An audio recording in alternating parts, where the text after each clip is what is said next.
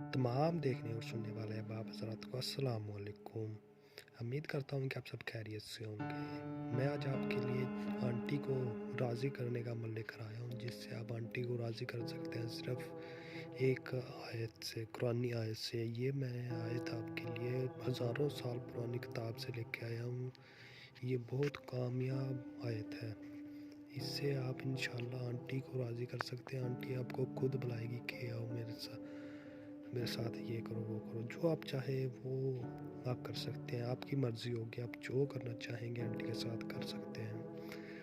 और तमाम नए आने वाले दोस्तों से गुजारिश है, अगर आप मेरे चैनल पर न्यू हैं तो मेरे चैनल को सब्सक्राइब कर लें और साथ में घंटी के बटन को भी दबा दें।